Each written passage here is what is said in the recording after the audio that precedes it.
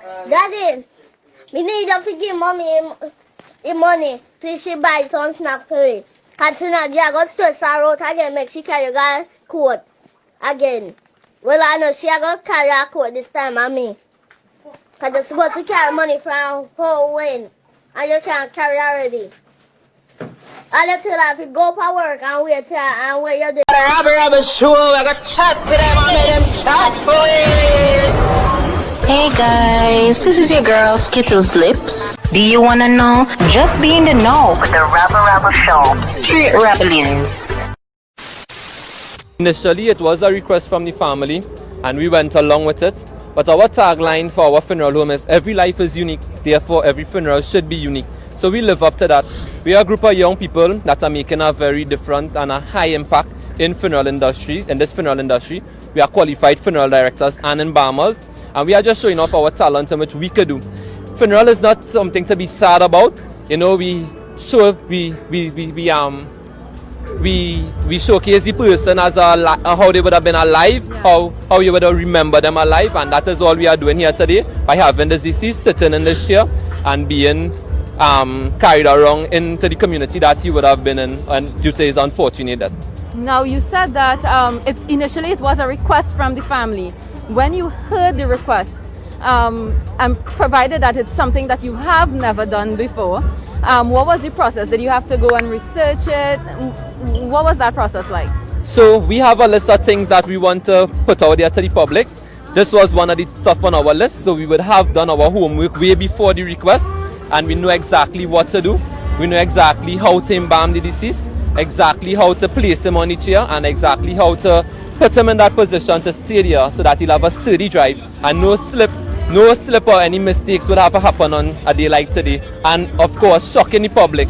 I know the public is very amazed at this, what we have done. Because right? I was going to ask you, what has the response been like from persons? I know you would have driven him through the streets before coming to the church. What has that response been like? The response has been very good because we have, because people haven't seen this before, they are very inclined to it. Some people even call the funeral home and ask that if when they die, if they could be placed standing rather than sitting. Some call and say that they ride motorcycles and they're going to be placed on a motorcycle. So public has been responding to it in a positive way. But you've had one or two negative comments, right? What has that feedback been like?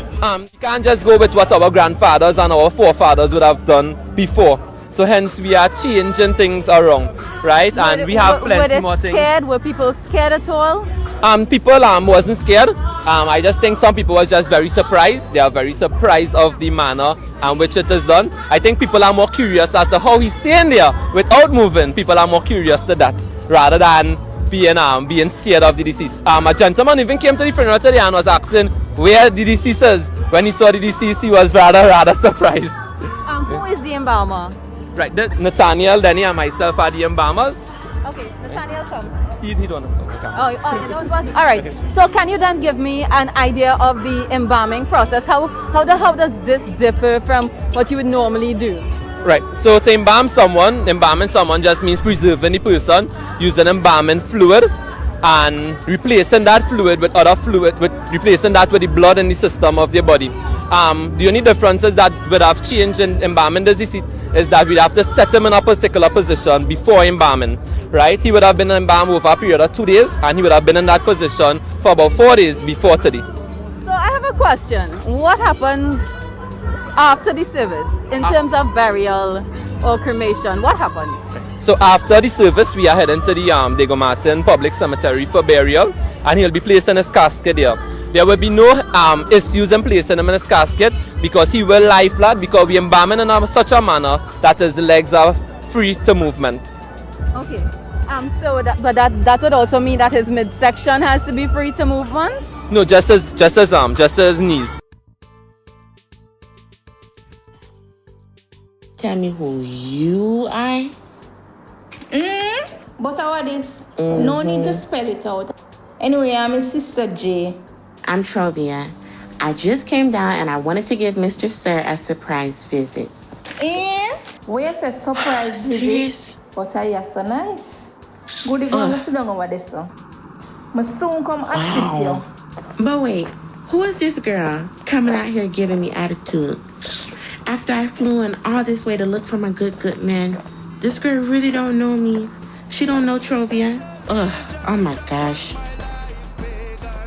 Board surprise visit. You're gonna get a surprise. Rabble Rabble, no fear for tell them say you hear it, yeah, so remember for like, share and subscribe. Straight Rabble.